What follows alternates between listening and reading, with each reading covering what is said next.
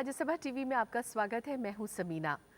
चमकते दमकते सितारों का काफिला है शख्सियत, और शख्सियत में आज जो सितारा हम सब के बीच में है, उनकी पहचान और उनका अंदाज सबसे जुदा है।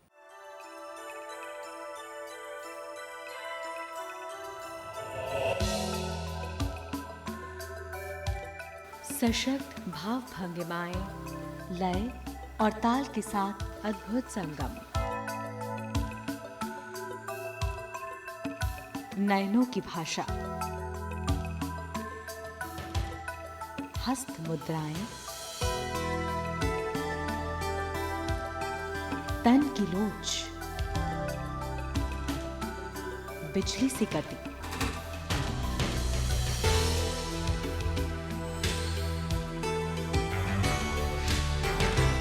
एक ही मुद्रा में हजारों शब्दों की अभिव्यक्ति। यही है कथक गुरु श्री जितेंद्र महाराज की पहचान। बनारस घराने के जाने माने नृत्य सम्राट जितेंद्र महाराज ने कथक की मंदिर शैली को एक अलग मकाम दिया।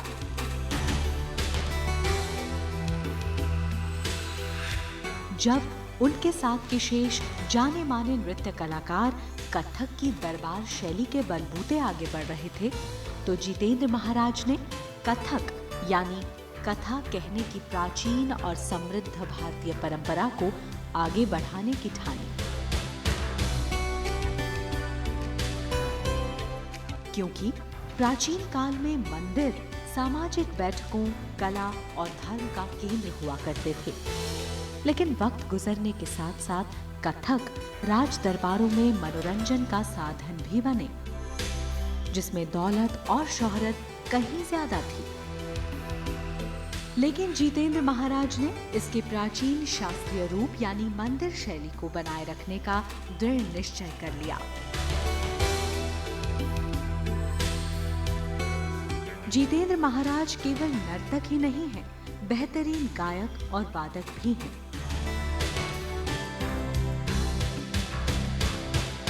नृत्य में जितनी लोच है, उतनी ही स्वर में मिठास भी। और जब तबले पर उनके सधे हाथ पड़ते हैं, तो लगता है स्वर्ग के राजा इंद्र के दरबार का कोई गंधर्व धरती पर उतर आया हो। और हमारी खुशकिस्मती है कि आज हमारे बीच हैं बनारस घराने के मशहूर कथक कलाकार गुरु जितेंद्र महाराज जी, जिन्होंने मंदिर शैली कथक को हर खासो आम तक पहुंचाने में एक बड़ा रोल निभाया है। स्वागत है गुरु जी आपका शख्सियत कार्यक्रम में। नमस्कार। सबसे पहले तो हम आपके घराने पर ही बात करें। बनारस घराने से आप आते हैं, क्या ख़ास है इस घराने की बात जो इसे और घरानों से अलग करती है? सबसे बड़ी बात तो ये है इस घराने की कि जो नृत्य है कथक, उसमें सबसे बड़ा महत्व है बोलों का, और इसमें ये पाया जाता है कि शुद्ध बोल। जैसे मैं एक बात आपसे कहता हूँ, धान धिकिट धात्र के धिकिट तिकिट तिकिट तान तिकिट तात्र के धिकिट, तो इसमें आपने देखा कि पहले तबला है और उसके बाद नृत्य के बोल हैं। लेकिन इस घराने की विशेषता है कि अगर नृत्य कर रहे हैं तो नृत्य की एक भाषा है और नृत्य के ही एक बोल है और नृत्य का ही एक साहित्य है। जैसे आपने कहा तिग धा दिग दिग दिग थो दिग दिग थे, तिग धा दिग दिग थो दिग थे, तिग धा दिग दिग दिग थो दिग दिग दिग थे, यार थो थे थे ताते को उतार यार थो थे ताम थे यार थो। तो आपने देखा कि ये जो बोल रहे वो शुद्ध नृत्य के हैं। और यही बात नहीं है, इसमें हर जगह आप देखें ता थुंगा तक्का थुंगा ता थुंगा तक्का थुंगा ता थुंगा तक्का थुंगा तिगरे ता तक्का थुंगा दिग ताम ताम दिग थे तत तथे तिगरे तथे तिदा। तो हर समय जो है वो, लेकिन उस समय क्योंकि नृत्य में पखावज का भी समन्वय था और बहुत साथ था, तो धाकट तक धुंगटा गन्नड़ा तक कटिकट गिगड़, तो धाकट तक धुंगटा गन्नड़ा तक कटिकट, तो ये पखावज हुई। तो पखावज और नृत्य के बोलों को साथ लेकर ये घराना चलता है। इसकी एक अपनी एक विशेषता और है कि जो भी इसके अंदर नृत्य के अंदर बहुत सी विधाएं हैं, जैसे अभिनय पक्ष है, या आपने देखा होगा कि कथाओं का वर्णन है, या आपने देखा होगा कोई मतलब साहित्यिक एक रुझान है, जैसे सूर हैं, तुलसी हैं, ऐसे ऐसे जिनने सूफीज़म या अर्थात अध्यात्मवाद पर ज़्यादा लिखा।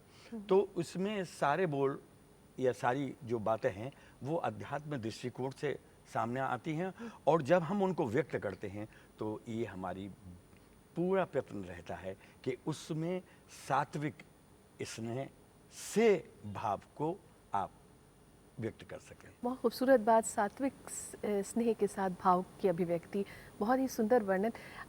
एक बात मैंने जब से आपको जाना पढ़ा, मेरे दिमाग में एक सवाल हमेशा से रहा जो मैं आपसे आज रूबरू होकर जानना चाहती हूँ। दरबार शैली जो रही, इसमें बहुत पैसा, बहुत शोहरत, बहुत नाम रहा। आपने मंदिर शैली को स्थापित किया, तो आपने क्यों इसी शैली को चुना?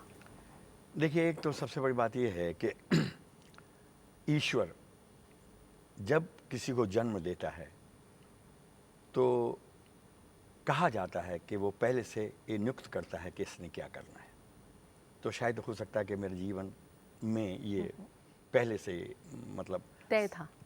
समीना जी, एक बात और ख़ास ये है कि दरबारों में एक छोटी सी बात थी कि जब नृत्यकार या नर्तकी नृत्य करते थे तो वो इस बात का ध्यान रखते थे कि सामने कौन बैठा है और आजू बाजू कौन बैठा है।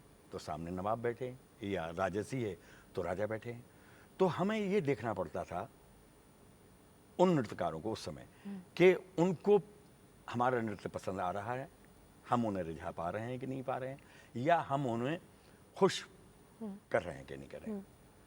और ये दारो मदार उस समय और भी ज़्यादा बढ़ जाता था, क्योंकि इनाम तो उन्हीं से मिलना है, सम्मान भी उन्हीं से मिलना है और प्रशंसा भी उन्हीं से मिलनी। लेकिन जब आप अध्यात्मवाद से अपने आप को जोड़ते हैं तो किसी ने कहा है कि जिस पर उसकी नज़र ज़रा सी होती है बाखुदा खुदाई उसके पास होती है। तो सवाल ये है कि जब आप नृत्य कर रहे हैं और उसके सामने नृत्य कर रहे हैं, जो अध्यात्मवाद है, जो ईश्वर है, जो गुरु है, जो विद्वान है, जो गुणी है और जो एकाग्रचित्त हो है और व्यक्ति भी है उसके पास, लेकिन वो व्यक्ति के साथ साथ जीवन भी जी रहा है। तो जब हम उसको उस दृष्टिकोण से नृत्य करने लगते हैं तो ये मेरे जब दिमाग में आई कि ऐसा इस कथक नृत्य कला में हमें मिलता है कि कथावाचक नृत्य किया करते थे, कथाओं का वर्णन किया करते थे, तो भाई हम उसे क्यों ना करें जिससे कि जो भी प्राणी इसे अपनाए या जो प्राणी उसको देखे या जो समाज उसको देखे या जो लोग उसे देखें तो उसको उनमें उसमें सुख और शांति का अनुभव हो, और सारी चीज़ों के साथ साथ वो ये चाहे कि ये समाज में भी अधिक फलित हो। कभी आपको ऐसा नहीं लगा कि बहुत जल्दी लोगों को समझ में नहीं आता है जब भी आप लीक से हटकर कोई काम करते हैं, आपको पछतावा नहीं हुआ? कभी ऐसा नहीं लगा कि मैंने इसे क्यों चुना? देखिए, एक बात बताएं आपके लिए। ऐसा है कि जब भी आप कोई काम करते हैं, एक मुझे दोहा याद आ रहा है कि सुख के माथे सिल पड़े जो राम नाम दे विसराए, और पल पल बलिहारी आपकी जो पल पल राम रटाए। कि सुख के माथे सिल पड़े जो राम नाम दे विसराए, और बलिहारी बा दुख की जो पल पल राम रटाए। तो क्या है कि बहुत सी बातें मेरे सामने आईं, लेकिन कुछ ना कुछ हमको इस प्रकार की प्रेरणा मिली। जैसे हमारे गुरुदेव गुरु कृष्ण कुमार जी महाराज, उनके पास जब हम सीखने गए तो हमने देखा कि वो एकाग्रचित होकर और जब नृत्य करते हैं तो उनके फेस से, उनके भाव से, उनकी मुद्राओं से, उनके करने से ये पता लगता है कि वो जो है वो उसमें एकदम लीन है। एक दूसरी बात ये है कि जो विधा मैंने पकड़ी, माना उसको कि वो उस समय लुप्त हो रही थी, लेकिन उसका आदर्श, उसकी महानता, उसकी मतलब एक उसकी ऊंचाइयां वो कम नहीं थी। और फिर इसी बहाने मेरे को दिमाग में आया कि कभी कभी लगा, बिल्कुल ठीक करे, कि मैं हार रहा हूँ। तो उसी बीच में मुझको मेरे विद्यार्थी, जिसमें नलनी कमलनी बहुत श्रेष्ठ हैं, बिल्कुल। वो मुझे बीच की आयु में मिली। और जिस समय मैं नर्वस हो रहा था, जिस समय मुझे कुछ ऐसा लग रहा था, तो जब मैंने साधना के कक्ष में उनको सामने लाया, तो एक बात और भी याद रखिए कि हमेशा लोगों ने कहा है कि पुरुष के साथ कोई ना कोई नारी जरूर जुड़ी होती है। ये मेरा कहना नहीं है, लेकिन लोग कहते हैं। और उस समय मुझे दिमाग में आया कि क्यों ना हम इसको ऐसे शुरू करें कि जिसकी सबकी नज़र पड़े। तो मुझे अभी भी याद है, और आज भी इस नाम से वो प्रसिद्ध हैं, ड्यूट डांस जो करती हैं वो। तो इसलिए मैंने उर्वशी और रंभा की एक कल्पना करके उनको नृत्य की मुद्रा में और नृत्य के भाव में और नृत्य के चलन में उतारा। तो जो भाव मेरे प्रति उस समय विपरीत था, वो फेवर में हो गया। और फिर आप जानते हैं कि फिर मैंने जो कार्य करा, शिव स्तुति, राम स्तुति, कृष्ण स्तुति, यहाँ तक आप ये देखिए कि मुझे एक बार सरकार की तरफ से एक ऐसी कार्यक्रम में मुझे जाना पड़ा। लखनऊ में एक बहुत अच्छी प्रसिद्ध जगह है देवाश्री, और मुझे बड़ी परेशानी, लोगों ने मुझसे कहा, देखिए प्रश्न भी क्या करते हैं लोग, कहने लगे कि महाराज जी आप करेंगे क्या वहाँ, क्योंकि 80% जो है वो मुस्लिम ऑडियंस होती है। तो मैंने उनसे कहा कि भाई मेरी तो समझ में नहीं आया, क्योंकि ये प्रश्न उन्होंने पहली बार मुझे डाला। मैंने कहा मेरी तो समझ में नहीं आता है कौन कला का किसी, हाँ कलाकार हूँ भाई, कौन मुस्लिम है क्या हिंदू, मुझे ऑफर मिला है और मैं भाई जरूर जाऊँगा वहाँ। और आप विश्वास करिए कि चादर चढ़ाने के बाद हम गए वहाँ देवश्री में, चादर चढ़ाई। तो देखिए एक बात है कि जब अध्यात्म बात आपसे जुड़ता है या आप सूफीज़म से जुड़ते हैं, तो आपके अंदर एक ऐसा पुष्प खुलता है जिसकी पंखुड़ियाँ एक साथ खुलती हैं और एक साथ मुरझाती हैं। तो वो पुष्प मुझे मिला। मैं वहाँ गया तो आप सोचिए कि लोग उस समय मुझसे कहते थे, भाई आप जाप घुंघरू से कहते हैं। तो मैंने कहा भैया आज तो हम अल्लाह के दरबार में हैं, लोगों को कहने के लिए हम जाप जो है घुंघरू से अल्लाह के नाम से करते हैं। तो आप देखिए कि वहाँ भी मुझे हमें लोगों ने हाथों हाथ लिया।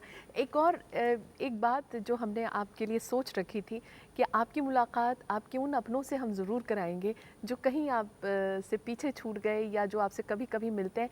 उन लोगों का आपके बारे में क्या कहना है, आइए देखते हैं। प्रणाम गुरुजी, आपकी बड़ी याद आ रही है और बड़ा अच्छा लग रहा है आपको याद करके।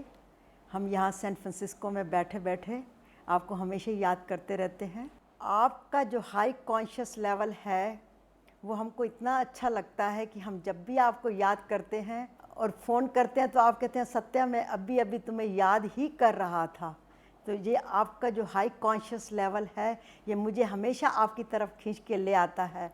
और ख़ास करके आपके इस हाई कॉन्शियस लेवल से ही जो आपके अंदर की आवाज़ निकलती है, जो म्यूज़िक बन के निकलती है, वो हमको सिर्फ़ आपसे ही नहीं जोड़ती है, हमको शिव बाबा से जोड़ती है, जिस शिव बाबा के आप भक्त हैं। गुरुजी की मुझे एक बात बहुत अच्छी लगती है कि जब ये ड्रेसअप होते हैं ना तो इतने सुंदर तरीके से, इतने स्टाइलिश तरीके से ड्रेसअप होते हैं कि देख के मज़ा आ जाता है। गुरुजी की मुझे एक बात बहुत अच्छी लगती है कि वो जब भी प्रे करते हैं वो हमेशा दूसरों के लिए प्रे करते हैं। और हमें भी यही सिखाते हैं कि जब भी प्रे करो तो भगवान से कुछ मत मांगो, यदि मांगना भी है तो सिर्फ ये मांगो कि दूसरों की ज़िंदगी कैसे अच्छी बने, दूसरों की ज़िंदगी कैसे सुखी बने। वाह। तो जैसे कि गुरुजी आपने देखा सत्या थी हमारे साथ, आपका काफ़ी पुराना परिचय उनसे रहा है। इसी बात को अगर हम अध्यात्म की ही बात को आगे बढ़ाएं, किस पड़ाव पर आपने सोचा कि अध्यात्म से आपने जुड़ना है और यही मोक्ष का मार्ग है? जब आप मंजिल की तरफ बढ़ने लगते हैं या मंजिल की तरफ चलने लगते हैं तो आपके मन में कभी ये विचार ज़रूर आता है कि लोग क्या कहेंगे। अगर उस भय से आपके मन में ये धारणा हो जाए कि मंजिल हम नहीं पाएंगे तो ये बात गलत है। बातचीत का सिलसिला हम आपसे जारी रखेंगे। ले लेते हैं एक छोटा सा ब्रेक। आप देखते रहिए राज्यसभा टीवी।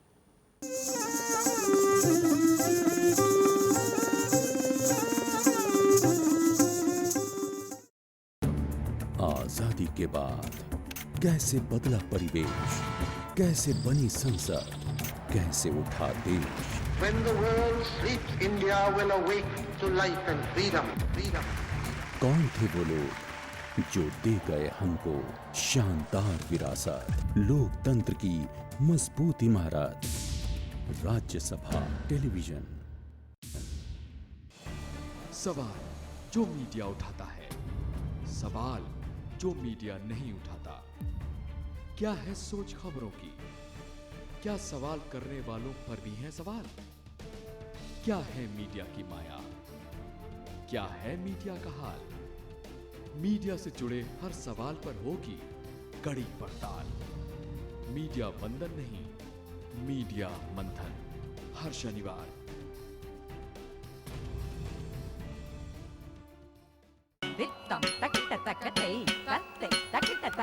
चमकती दमकती सितारों का काफिला है शख्सियत। मिलिए एक और ताबिंदा सितारे से, गीता चंद्रन, सिर्फ राज्यसभा टीवी पर।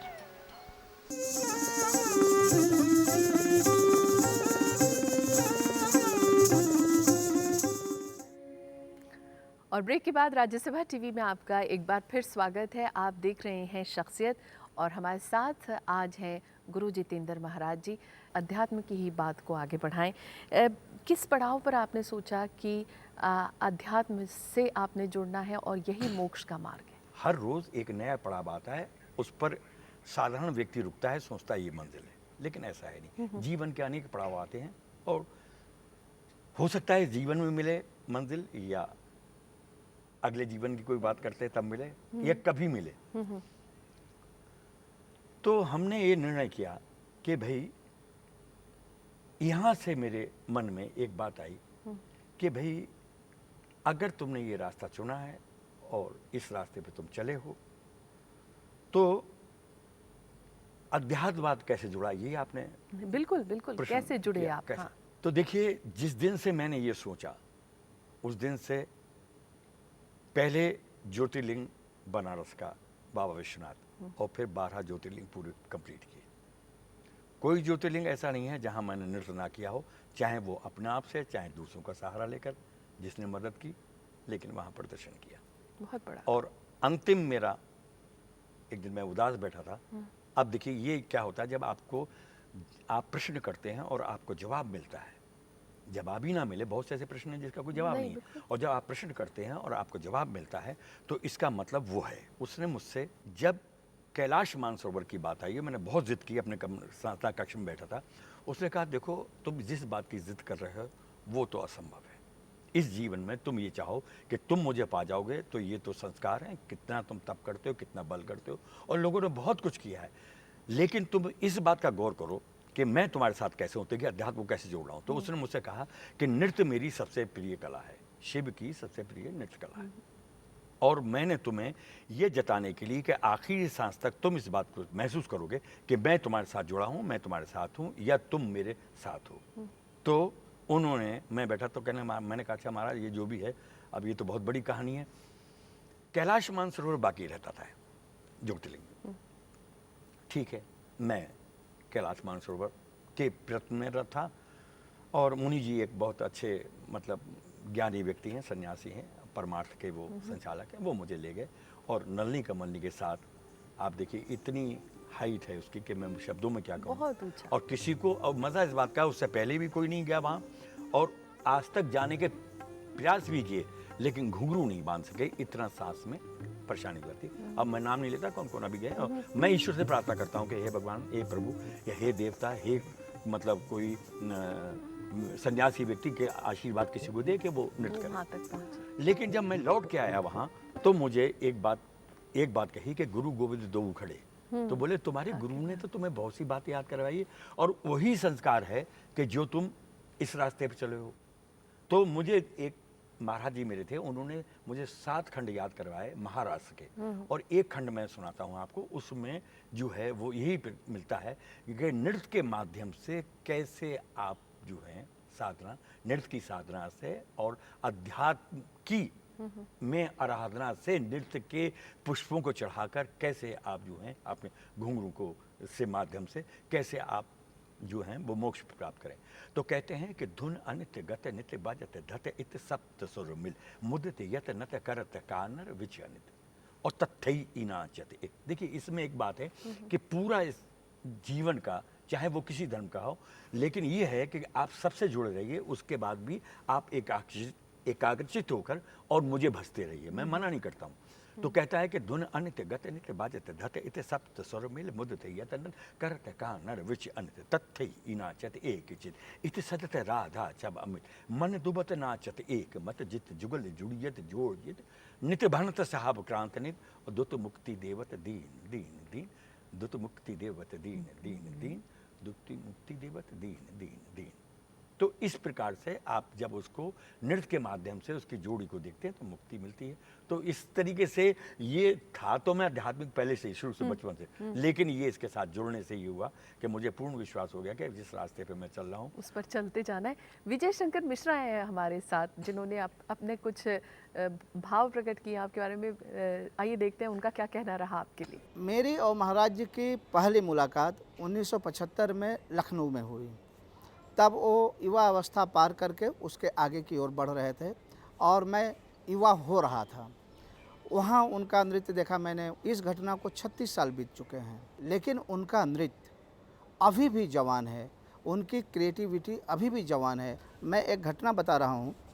एक अखबार के लिए मैं घरानों पे एक सीरीज कर रहा था, पंडित जानकी प्रसाद घराना, जिस परंपरा से महाराज जी बिलोंग करते हैं, उस घराने पर एक आर्टिकल मैंने लिखा उस सीरीज के लिए, और उसमें एक बहुत अच्छा चित्र महाराज जी का दिया और एक उनके गुरु महाराज कृष्ण कुमार जी का मैंने चित्र दिया। लेकिन महाराज जी ने अपने गुरु के फ़ोटो को जब देखा, इतना छोटा और उनके नाम के साथ महाराज नहीं, तो बहुत ही ज़्यादा वो उदास हो गए। उनको समझाना पड़ा कि अखबार वालों ने इस बात की गरिमा को नहीं समझा, इसके महत्व को नहीं समझा, और फिर बहुत दिनों बाद वो इस उदासी के दलदल से बाहर निकले। महाराज जी बहुत अच्छे नर्तक हैं, बहुत अच्छे गुरु हैं और बहुत ही अच्छे कोरियोग्राफर भी हैं।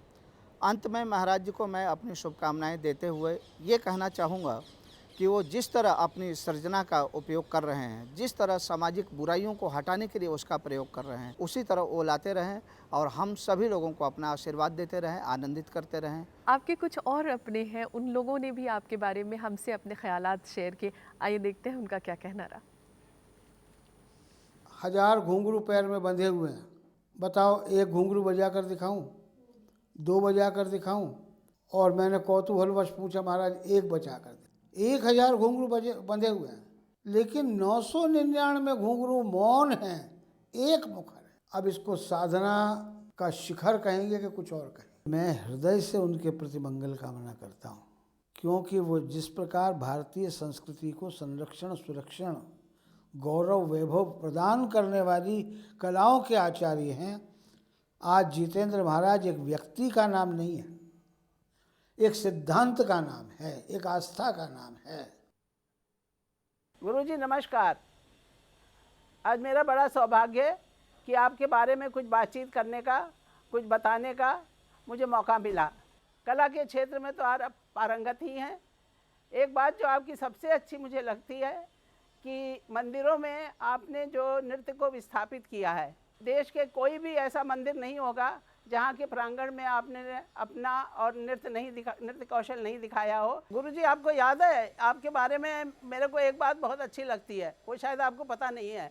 आपको खाने का इतना शौक़ है और कई बार आपकी ये रहती है कि आप कभी आइए और आप हमारे यहाँ आएँ, और मेरे हाथ की कढ़ी आपको बहुत पसंद है। एक बात और आपको बताऊँ, गहनों का बड़ा शौक़ है उनको। आभूषण उन्हें इतने अच्छे लगते हैं, आप देखेंगे तरह तरह के पत्थर, तरह तरह की अंगूठियाँ, तरह तरह की मालाएं हमेशा उनके पास रहती हैं।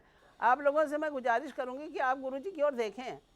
क्या देखा आपने? देखा ना कि कितने आभूषण पहने हुए हैं, गले में मालाएं पड़ी हुई हैं, हाथों में अंगूठियाँ हैं। और अगर इनसे पूछें कि ये कहाँ से आए आभूषण और कहाँ से आपने पहनना शुरू कर दिया, तो मुस्करा के रह जाएंगे और फिर उसके बारे में पूरा इतिहास बता देंगे कि कब मिले, कैसे पहना, क्यों पहना। तो ये उनकी बड़ी विशेष बात है। आपको अनेक शुभकामनाएं। आप इसी प्रकार से जीवन में उन्नति करते जाएं, यश के भागी बनते जाएं, और आपके मन की जो पवित्रता है वो इसी प्रकार बनी रहे, ये मेरी कामना है। अब देखिए एक बात बताएं आपके लिए कि आपने शीला जी को सुना, आचार्य रामरंग जी की सुना, देखिए रामरंग जी ने एक बात बहुत अच्छी कह दी कि इतने घुंघरू बंधे हैं, उसमें एक भी बोल रहा है, दो भी बोल रहे हैं। तो सवाल ये है कि आपको घुंघरू पर कितना कमांड है, जादूगरी नहीं है, और कितनी आपके अंदर अध्यात्म शक्ति है कि हम आपसे कुछ ना कहें। और देखिए हमने कुछ नहीं किया, और आपने हमें इस स्टूडियो में बुलाकर आपने इतना सत्कार किया। एक हमारा इस कार्यक्रम का एक बहुत ही खूबसूरत सा पहलू भी ये है, हर शब्द के मायने हर शख्स की नज़र में बिल्कुल अलग अलग होते हैं। तो कुछ लफ्ज़ मैं आपको दूंगी, उन लफ्ज़ के आपके नज़दीक क्या मायने हैं? सुख, कर्म, दुख, कोई चीज़ बिखरे ना, संतुष्टि, किसी दूसरे को खुश, प्रेरणा, साधना, इंसानियत, छोटे से छोटे व्यक्ति का सम्मान, रोशनी, जो उसमें है, जिंदगी। जो मैं जी रहा हूँ। आप गाते भी बहुत अच्छा है, जैसे हमने सुना, और आपको बहुत अच्छे गानों का शौक भी है। कोई एक गीत जो आपको याद आता हो, आप हमारे को गाकर ज़रूर सुनाइए। जाने कहाँ गए वो दिन, जाने कहाँ गए वो दिन, कहते थे तेरी राह में नजरों को हम बिछाएंगे, चाहे कहीं भी तुम रहो, चाहेंगे तुमको उम्र भर, तुमको न भूल पाएंगे। बहुत सुंदर, बहुत खूबसूरत। शुक्रिया गुरुजी, आप हमारे साथ जुड़े आज शख्सियत के माध्यम से और इतना वक्त हमारे बीच गुजारा, आपका बहुत बहुत शुक्रिया। तो शख्सियत में आज फ़िलहाल इतना ही। एक और नए सितारे को लेकर हम जल्द हाजिर होंगे। इजाज़त दीजिए, नमस्कार।